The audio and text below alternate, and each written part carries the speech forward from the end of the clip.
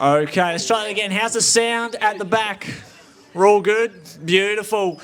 Well, first of all, thanks for coming for our Devils Cardigan Q&A with our superstars, which we'll introduce in a moment here at the Dorset. A great big advancement, I think, for the Devils Cardi, becoming a Gravel World Series qualifier. Only the best racers in the world get that tagline, get the opportunity. So super cool to have you guys here, and of course the others that'll come in. My name is Jethro. I commentate a lot of the gravel races around Australia, other road races. I've been to many of these UCI Gravel World Series races, and I've ridden all of the courses, and this one I rode yesterday is definitely up there with one of the hardest going around. Now, our panellists today, we'll give a warm welcome because we have some superstars, some of the best riders ever to grace Australia's roads and the roads around the world as well. So starting closest to me, we've got Tiffany Cromwell riding for Canyon SRAM. She is the National Gravel Champion of Australia, an Olympian, two-time Giro stage winner. She's won Rattle Gravel. She's also won 7, and I'm sure she's staring at a Devils Cardigan tomorrow with envy. Marco O'Brien, he is the men's Australian gravel champion, so put it up for Marco. He's also won one of the great classics of Australian road cycling, the Melbourne Warrnambool in 2024. And we've got Grace Brown here as well, who is the current world time trial champion, current Olympic gold medalist in the TT, Liège-Bastogne-Liège, and here in Tassie. So welcome everyone. Now we're going to start off with a quick icebreaker. This is 2 truths, 1 lie, okay? And we'll get the crowd, you guys here to choose which you think the lie is from each of our panellists. We'll start with Tiffany. Hi everybody, thanks for coming along. So my truths and lies. All right, where shall we start? I had them for a second. All right. I was 3rd place in the 2014 Commonwealth Games road race. My best ever World Championship result was 5th in a road race. My first ever gravel race was in 2019 SPT Gravel. Okay, so with the crowd, just make some noise if you think Tiffany's best result at the Commonwealth Games was in fact that 3rd place.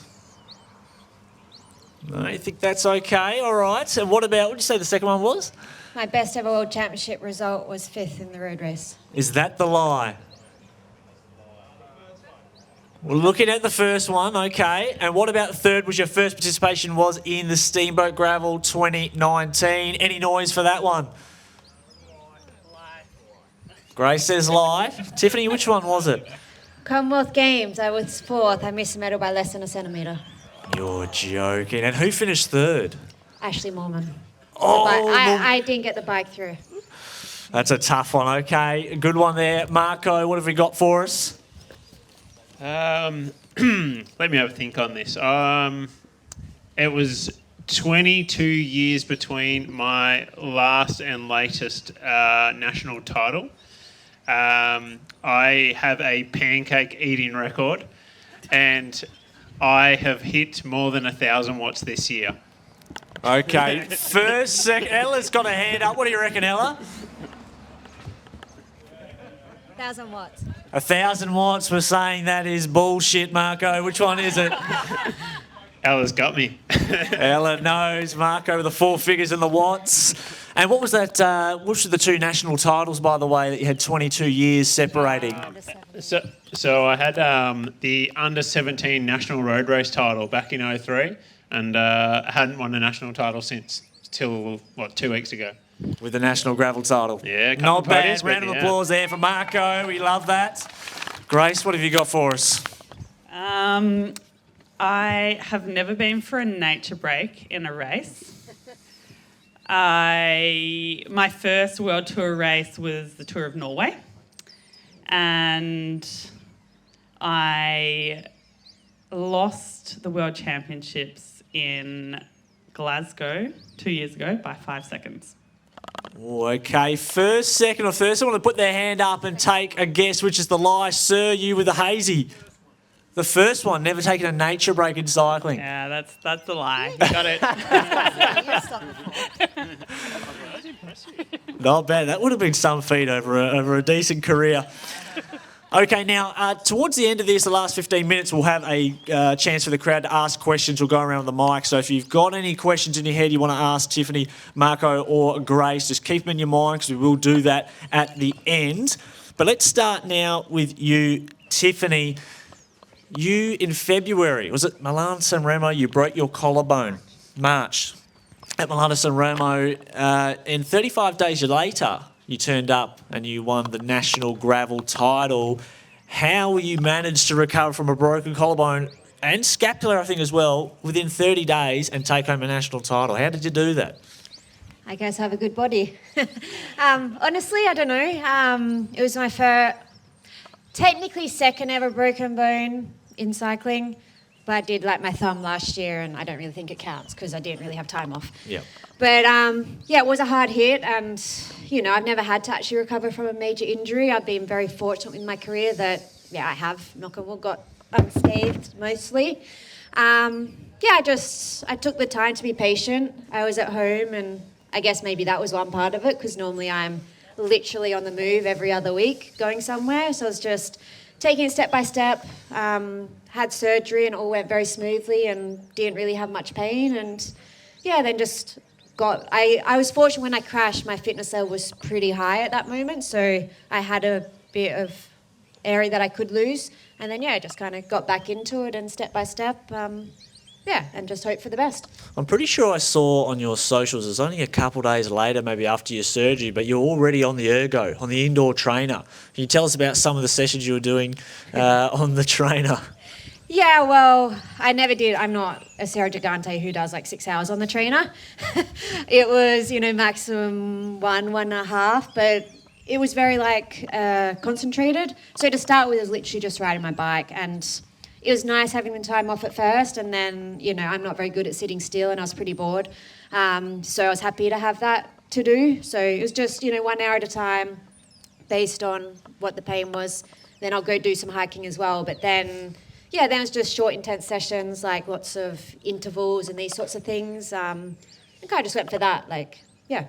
Okay, really nice. 35 days to turn around a broken collarbone and you become a national champion. So I think that deserves a round of applause for Tiffany Cromwell. Now, Marco and Grace, have you guys ever had an injury that you've needed to return quickly back on? And if you have, what was the road back to training like? Was it 35 days to turn it around or was it a bit longer?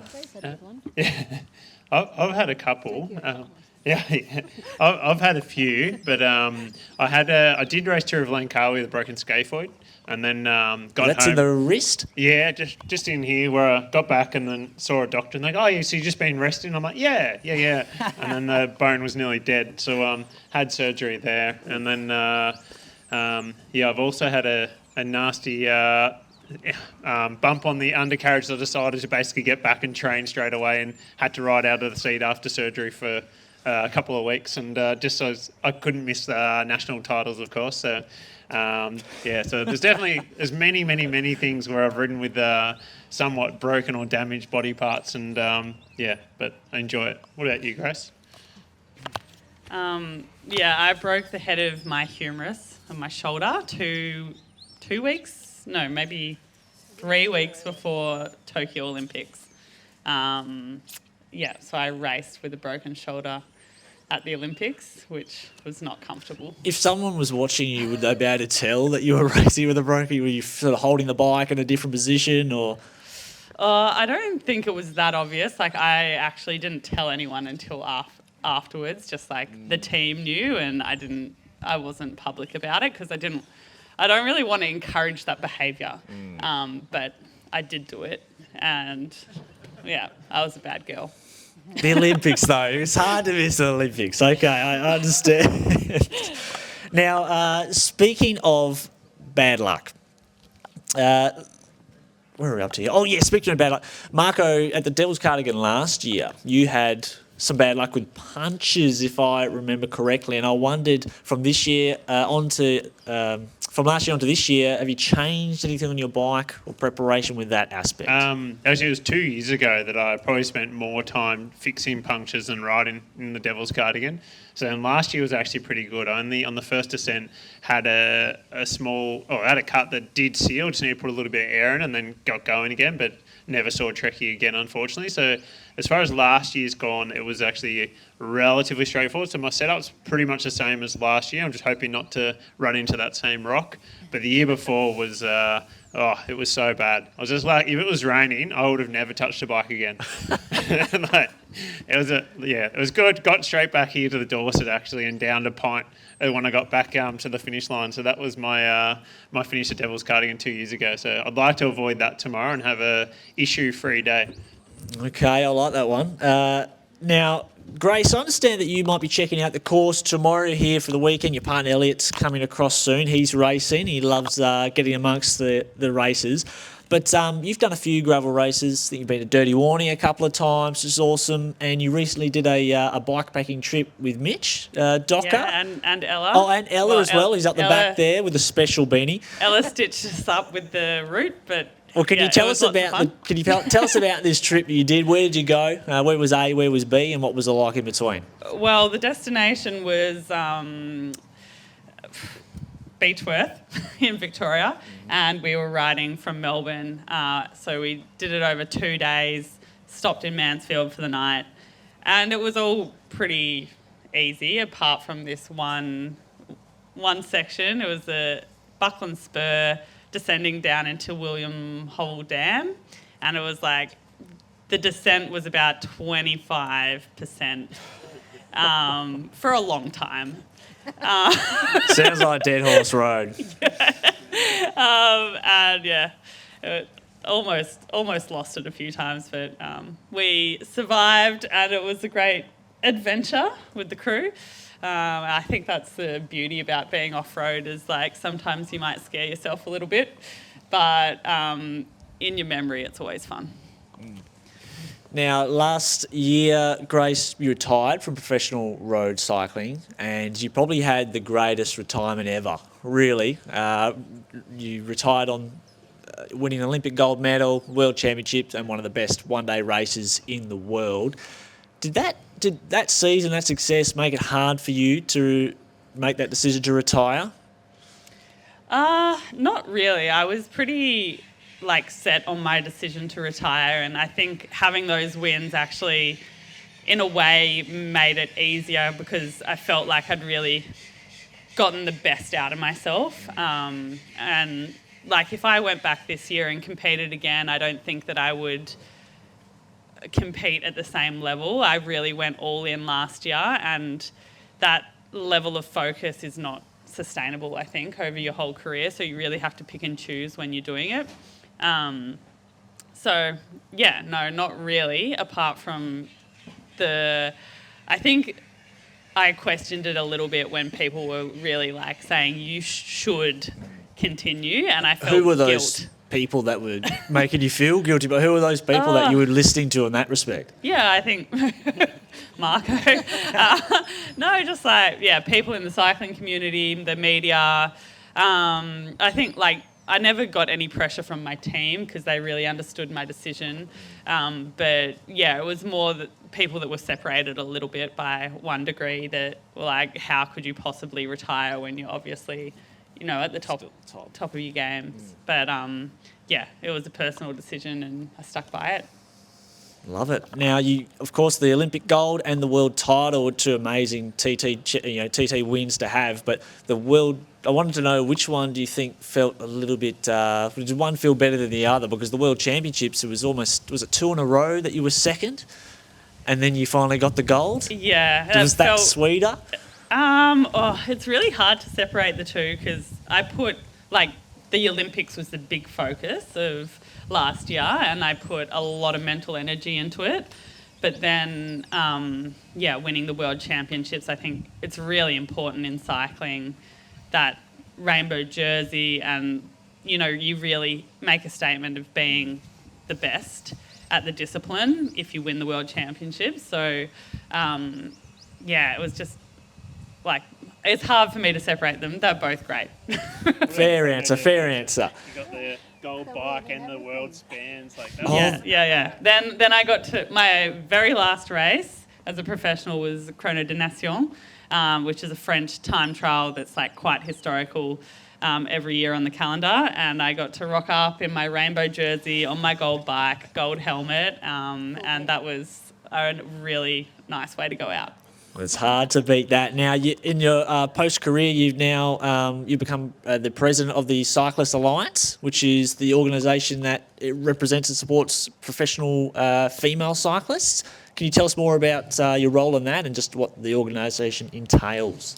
Yeah, so it's basically the union, but representing the female professional cyclists across all levels and all disciplines, but more focused on the road than track or mountain bike or gravel, but we do help them out if they need it. And basically we're just advocates for the riders, trying to get good working conditions, stand up for them if they have disputes with their contracts or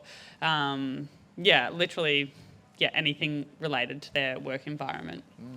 Tiffany, as a current professional, and of course, like Grace, you've sort of been on both sides of the coin of the professional cycling now on the road versus, let's say, 15 years ago. Two very different, two different beasts. How do you think an organisation like the Cyclist Alliance, can benefit the cyclists now? Like, could you have used the support like that 10, 15 years ago?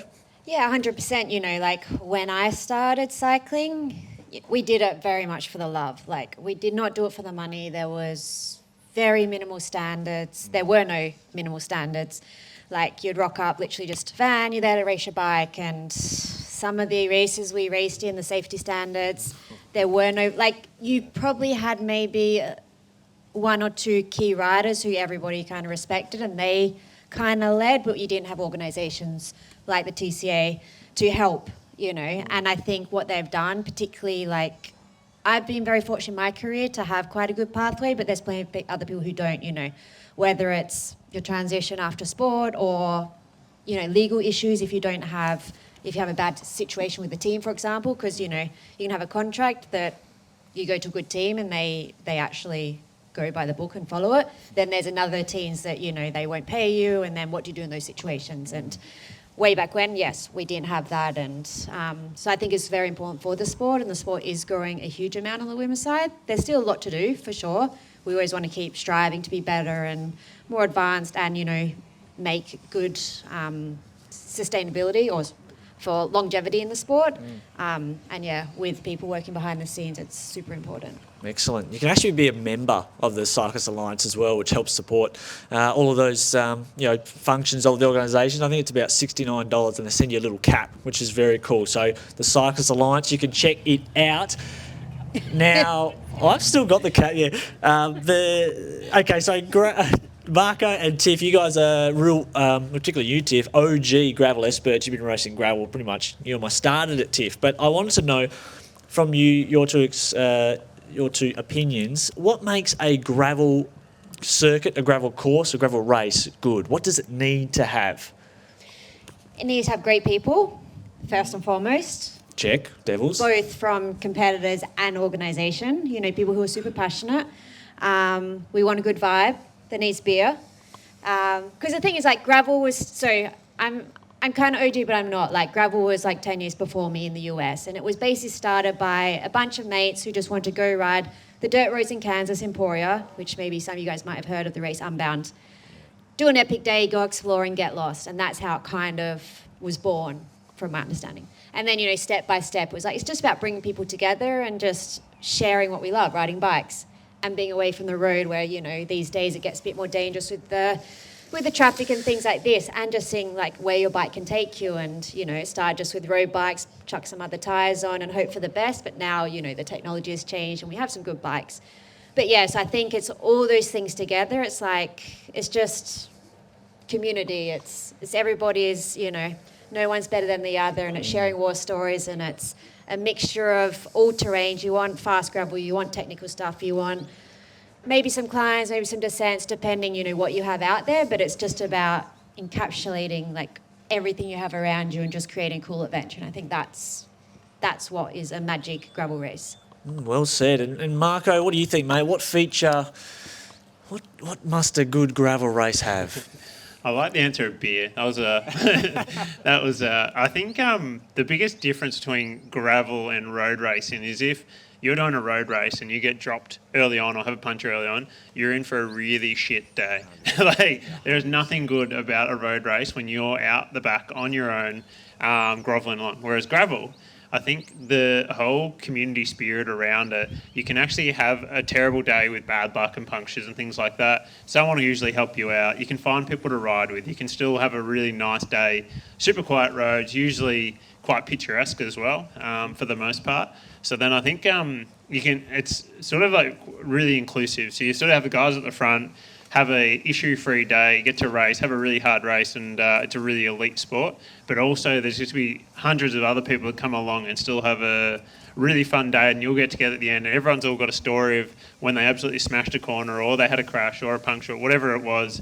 And then you do have that, music, beer, whatever else at the end to sort of bring everyone together. So it sort of feels like you're all in it together, even though obviously there's people at the top end, and then there's people that are just trying to finish the day. So it's I think they've really got that nice balance between being a race event but also participation, and everyone feels a part of it. Hey man, what do you think about that, everyone? That's pretty good, pretty well said by Marco. I agree. I could not have said it better myself. Now, fueling, which of course the Dorset does very, very well, and everyone's already into. I've seen so many beers drunk the last 3 days, and we haven't even got to the event yet. But Grace and Tiff, this one's for you. Grace, you can start. Fueling, that's been a big thing with any endurance sport and cycling, and how much has it changed in the last 5 years, really, let alone 10. But Grace and Tiff, can you guys give our audience here 2 goals with regards to fueling that they should take with them going into, let's say, tonight and tomorrow? Yeah, I find it funny that fueling is so revolutionary, because it's like, yeah, you eat more, you have more energy. Like, wow.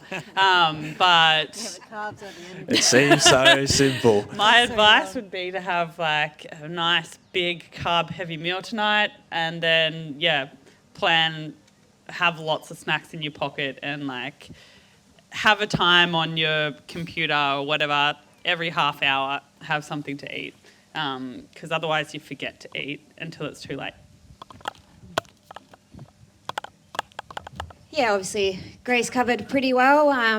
As we say, carbs is your friend, not like when I started my career where it was eat as little as possible and expect your body to deal with the demands of what racing is. So enjoy, have that extra scoop of pasta if you feel that you need. In the morning, eat well. Don't eat too close to the start, because I'm pretty sure that early climb you'll probably taste it again at the top. And then, in the race, it's like fuel. Fuel early, even if you're not hungry, because you will want that at the back end of the race, because your body will be working hard and burning. And if you struggle with solid food, then, nowadays we have carb drinks, so you can have, liquid fuel if you want. Use aid stations. They're out there for a reason. And, if you need some extra emergency, and have, an emergency snack, whether it's an extra gel or a bag of lollies or a Mars bar, something that, your get out of jail card if you kind of bonk and hit the wall. Good advice, good advice. Now, my next question, Marco, you basically answered it with your last answer. So now we're going to go into our Devils Cardigan quiz. Now, as a West Australian, all of these answers seemed completely, I had no idea about. And then I asked the one Tasmanian, Maney, who was in the room with me, and he says, everybody knows that, Jethro. And I thought, okay.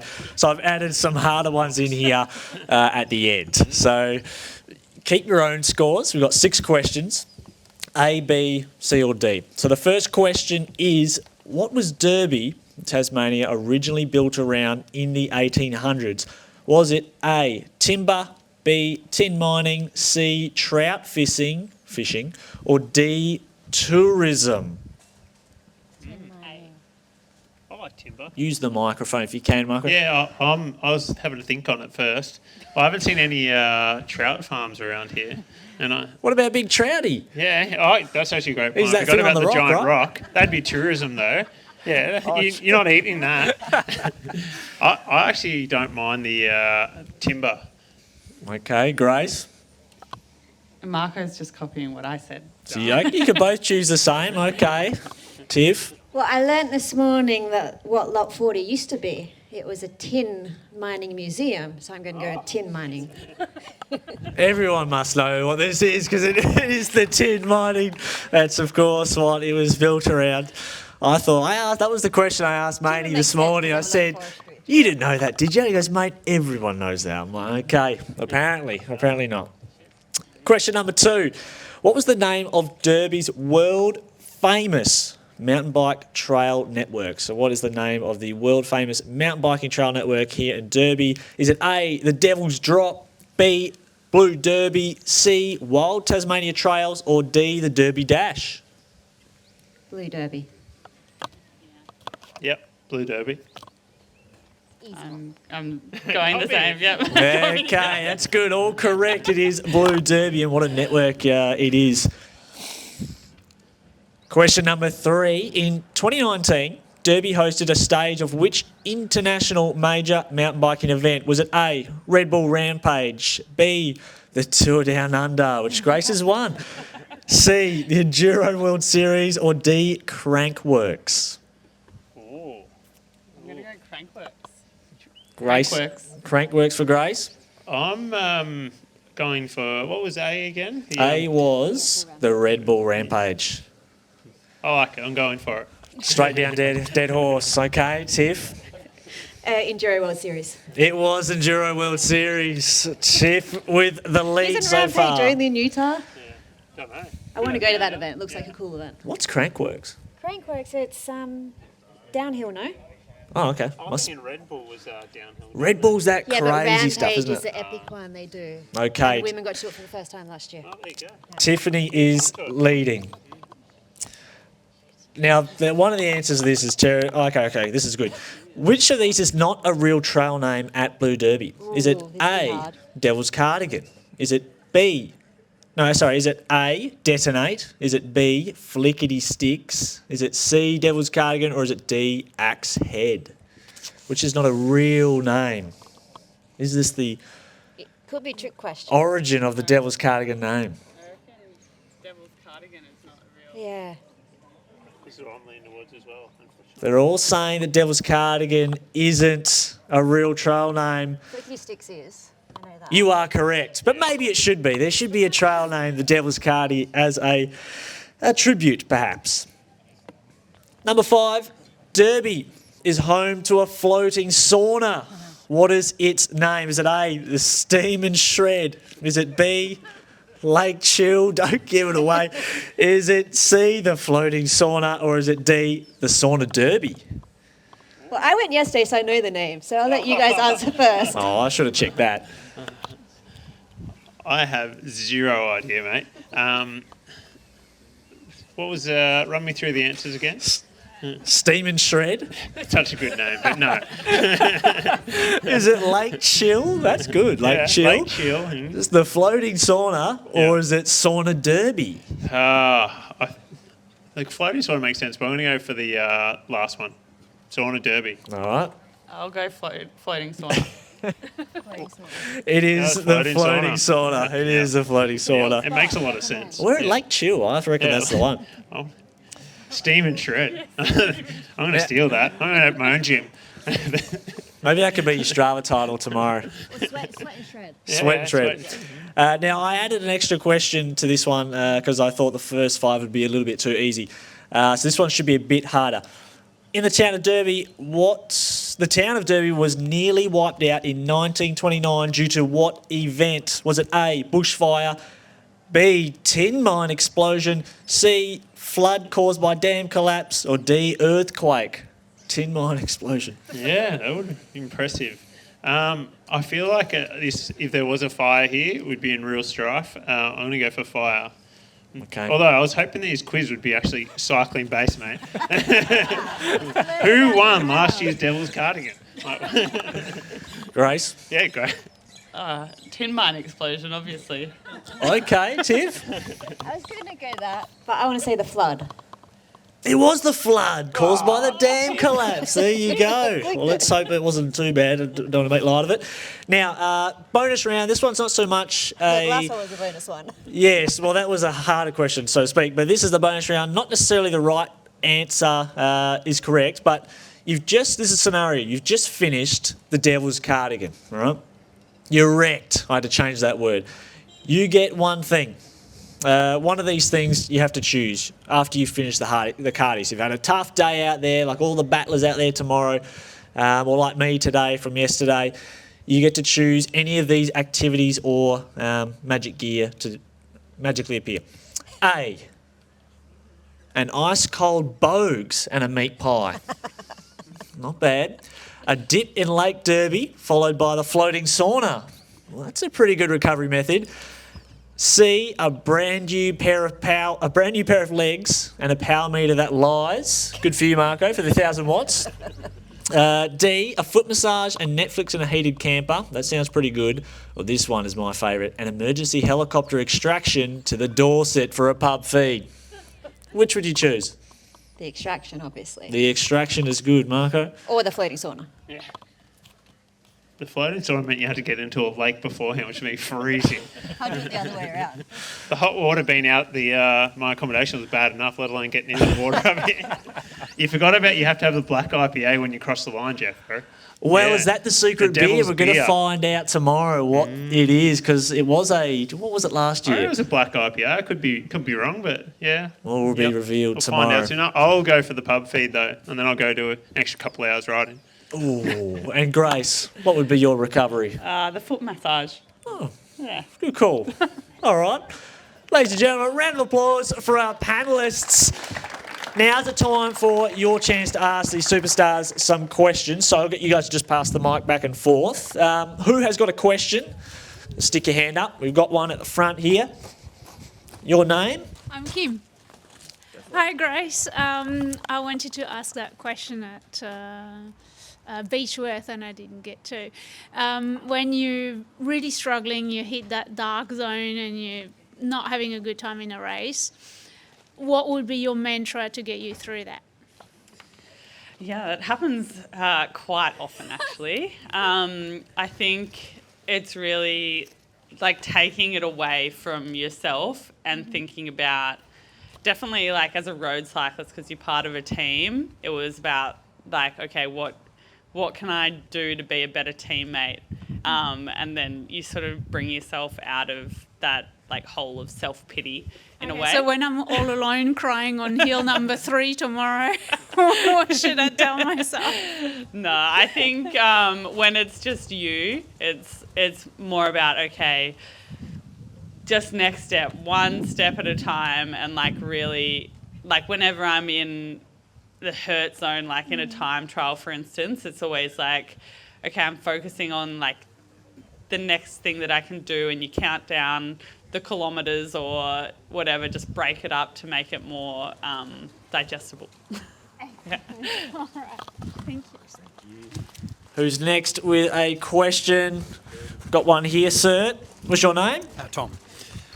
Questions, and you might not be able to answer it due to sponsorship obligations. What tyres are you running tomorrow, and how many mils? I would love to know. And if you're sponsored by Pirelli, but you have to run them, but oh geez, I really like those Contis or whatever. So what are you running? Yeah, well, you pass to me because you're not allowed to answer this, Grace. No, not me. I'm actually on a S-Works Pathfinder, which is not a sponsor thing at all for me. It's only 42 mil, but it blows up to about a 46. So I reckon I'll run about a 30 PCO or just under in that. But after riding the course today, I think something wider would actually be better because it's quite bumpy.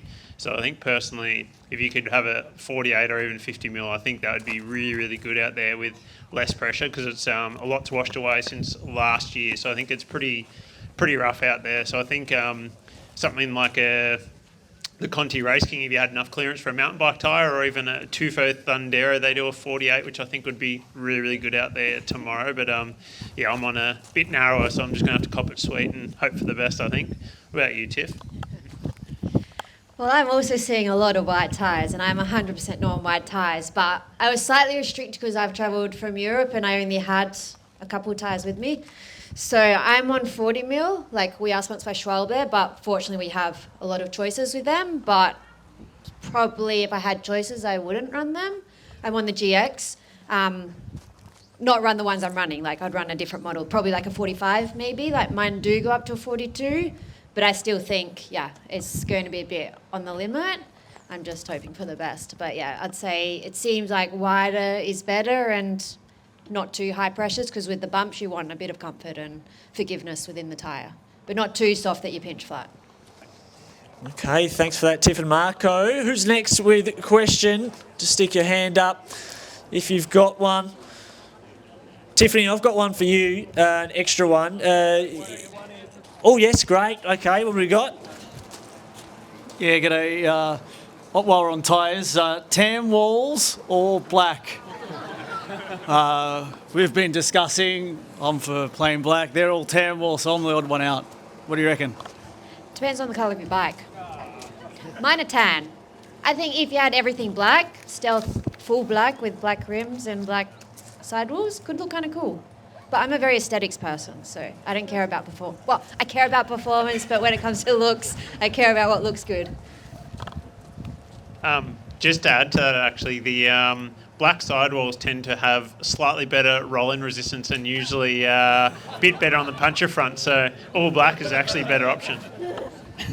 Marco, you named just about every tyre on the planet on the last question. You've come out with that, so we know he digs into the details. Grace, what did your World Championship gold spike have? Tan or black? Oh, we had tan. Well, actually, I think my mechanic even coloured it in with gold text. Yeah. But it was all about matchy-matchy. Love it, love it. Okay, who's next with a question? Just stick your hand up.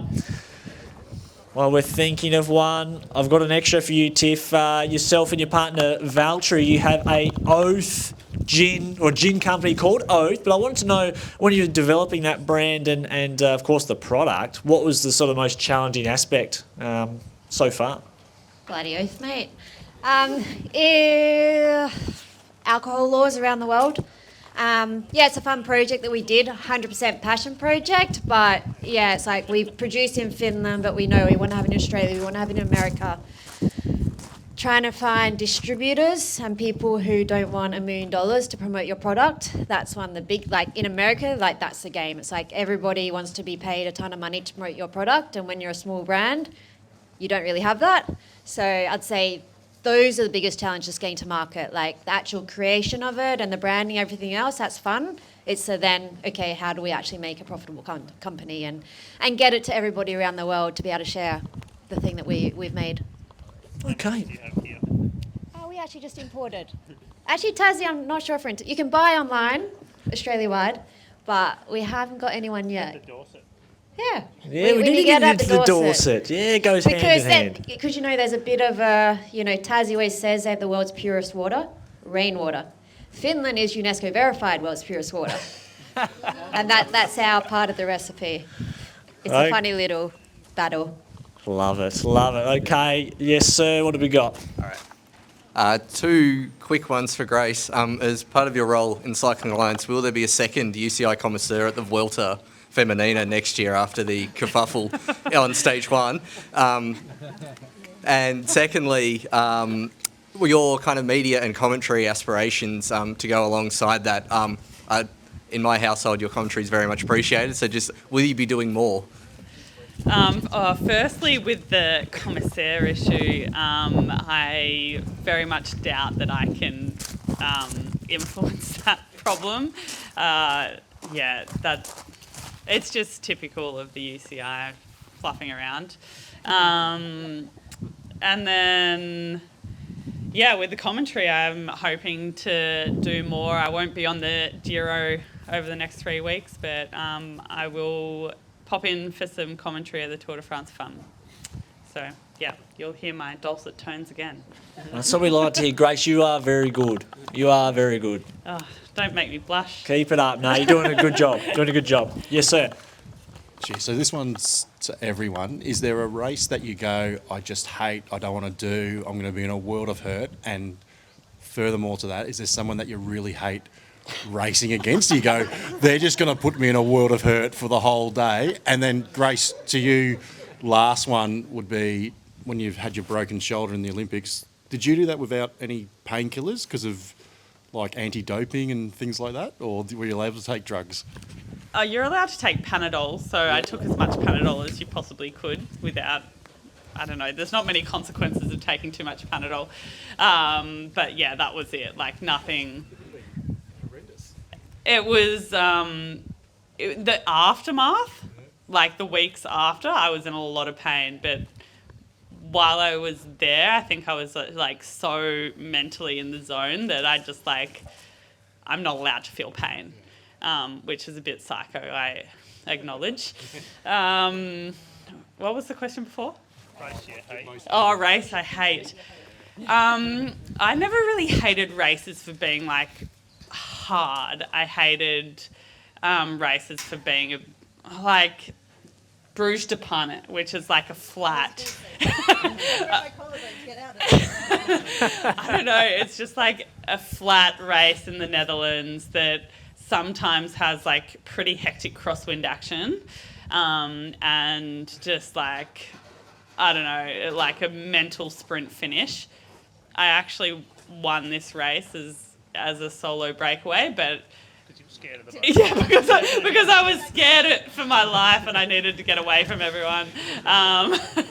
But yeah, that's like, those are the races that I hate, where it's just like you're fighting tooth and nail for the wheel. It's not necessarily like really physically hard, but you're like putting your life on the line.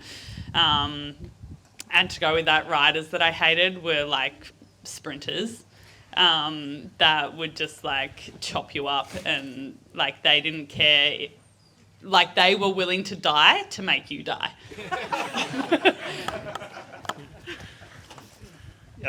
As a hobby cyclist, I only do races that I want to do now. So I don't. But I'm sure coming down the first descent tomorrow, probably Devils Cardigan will go in that, where I feel like I'm going to go slinging off the side of the road. But if I get down that safely, then no, there's no races that I choose to do unless I want to do. But Yeah, as I said, I'm very much in line with Grace regarding De Pana or any crazy Dutch crosswinds. We used to have one in Northern Holland called Drenthe, similar kind of story. Because also when you're like a smaller rider, like I'm good at that fight and the being a bit more crazy, but I don't have the power like Grace, who can kind of sit in the wind to hold yourself. So it would be going to fight. But the other one that's like, it's like a love-hate is a big race, Paris-Roubaix. Like it's such an awesome race, but honestly, like any recon, horrible. People who do it for fun, don't know why. It's really like not nice to race, but when you do it, also in the racing, you're just like, okay, get through this all. But when you get into the velodrome, it's epic. Like it is very, very special race once you get there. But it's like the process to get there, and also like the run into the first sector for the women's race, probably similar to the run into the what's the forest one? Arenberg. Yeah, that is like death. It's like everybody knows how important it is to get there first, so you are fighting left, right, centre, like taking whatever gap you can to get there first. And super scary, kind of fun, but yeah, you also dread it. So for me, that would be that. And yeah, still goes to the ride as well. I'll throw one out because we're actually friends now, but when I raced her before, she was my teammate. It was Barbara Garischi. She's was a sprinter, now she's a lead-out rider, Italian, super crazy. But when you were teammates, it was awesome because it's like I would have to be her lead-out rider, so I don't know, if I took a gap, she'll be right there. Or vice versa. Sometimes in that time, I was actually okay at sprinting, so then she'll be leading me out, and you just know she would never not go through a gap. So when it's like that, it's fine, and now we're happy, but she's one of those ones where if you don't know her, 100%, plenty of people are like, oh, can't stand that rider, because she's definitely a bit on the limit sometimes with her craziness. But that's what makes her a sprinter. That's a good one. Great question, by the way. We've got one coming up, but Mark, I had one for you, as you mentioned, hobby cyclist. Now, I think you're usually one of the strongest people in any race you do, and particularly being a non-professional. So I wanted to know, how are you always in such good form despite having your usual day job, you've got kids, wife, etc. How do you manage all of that? Are you from his employer? It's a test. good. The source is beer. No, I think, especially these last few years, I was talking to someone about not long ago about this, and I think a big part now is that because I'm just doing it for fun, you don't have any of that overhanging pressure or anything on you at all. So I'm just riding because I like riding.